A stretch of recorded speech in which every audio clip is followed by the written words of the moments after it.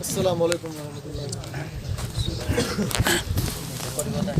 आज दौरावर गांव में ऑल इंडिया मजलिस इत्तेहादुल मुस्लिमीन की चुनावी सभा जिसे कह सकते हैं, इस मौके पर गुजरात मजलिस के नायब सदर जनाब शकील समा, कच्छ मजलिस के सदर जनाब इब्राहिम भाई हालेपुत्रा, मोहसिन भाई हिंगोरजा और हमारी टीम आपके गांव की मुलाकात के कुछ मकसद हैं कि आज हम उस दौर से गुज़र रहे हैं जहां से जो राजनीति सिर्फ इस मुद्दे पर रह गई है कि हमारी रक्षा में कौन बोलता है।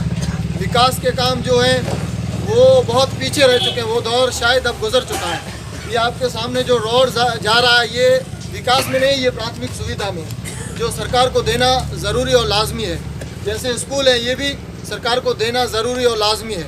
कई ऐसी जगह हैं पश्चिम में जहाँ पर स्कूल नहीं है और पानी की भी कमी है। अभी रामजी भाई ने एक लेटर दिया था, MIM के लेटर पर एक रजूआत करी थी कि पश्चिम के अनेक गाँव में पानी की समस्या है। अभी बारिश ख़त्म हुई है, इस वक्त पानी की हाल है तो आने वाले समय में बहुत ही ख़तरनाक समय आ सकता है। ऐसी तमाम मुद्दे जो हैं जिनको कहीं ना कहीं कांग्रेस और भाजपा अनदेखी कर रही है।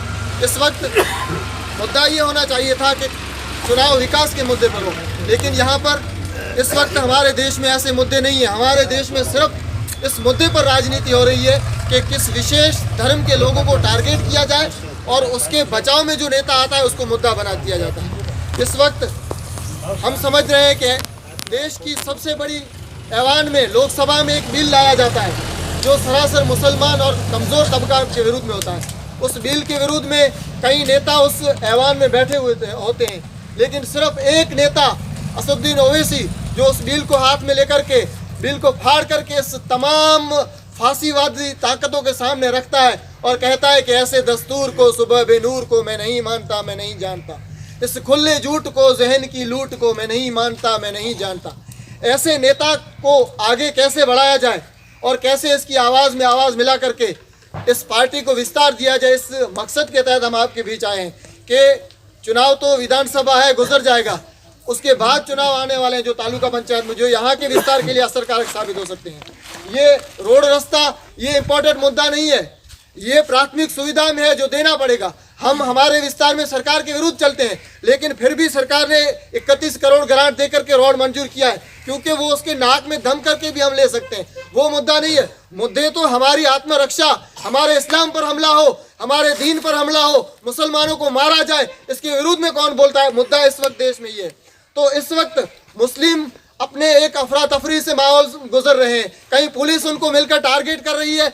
अभी कल का मसला है, परसों का, जैसे जखू में मुस्लिमों को टारगेट करके उनके घर को तबाह कर दिया गया। ऐसे अनगिनत मुद्दे देश में गूंज रहे हैं जिसमें सिर्फ और सिर्फ मुसलमानों को टारगेट किया जा रहा है। चाहे माधापुर की घटना हो, मस्जिद में घुस करके कुछ फांसीवादी ताकतों नहीं बल्कि RSS और हिंदुत्व के गुंडे पर बारूदी लोग मस्जिद में घुस करके मस्जिद में तोड़फोड़ कर रही है। हालांकि मस्जिद की कोई कसूर नहीं था, इसमें मंदिर का कोई कसूर नहीं होता है, मस्जिद का नहीं होता है, लेकिन ये जो राजनीतिक मुद्दे अपने चमकाने के लिए और मुस्लिम को टारगेट करने के लिए मुसलमानों पर अपनी राजकीय रोटियां सेक रहे हैं, इन तमाम पार्टियों के विरुद्ध में हम यहाँ पर आपके बीच में जमा हुए हैं।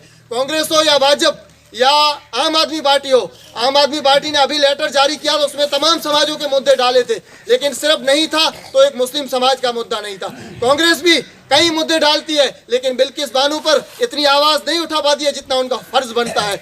ऐसे अनगिनत मुद्दे भारत देश में गूंज रहे हैं जो मुस्लिमों के साथ अन्याय किया जा रहा है। हमारी लड़ाई इस बुनियाद पर है कि कहीं पर भी हमारे मुसलमान भाई के साथ और कमज़ोर तबकात में जो रहते हैं दलित, उनके साथ अन्याय न हो। अगर कहीं अन्याय हो, यहाँ से माधापुर, कच्छ या कहीं पर भी, कच्छ की ऐसी घटना, शायद पश्चिम के कुछ लोग थे नखत्राना से अभी 200 गायों को लेकर के जा रहे थे, वहाँ पर 5-10 लोग आकर के रुक गए सामने कि ये गायें कत्ल खाने में जा रही है। अरे 200 गायें जब कत्ल खाने में जा रही थी तो तुम्हारी क्या सरकार क्या कर रही है, रोक नहीं सकता। 200 गायों का कत्ल खाना कच्छ में कहाँ है? सिर्फ और सिर्फ टॉर्चर किया जा रहा है मुसलमानों को। हम इस विचारधारा के विरुद्ध में आप लोगों के बीच में आए हैं कि कहीं पर भी हमारी आवाज़ बन सके।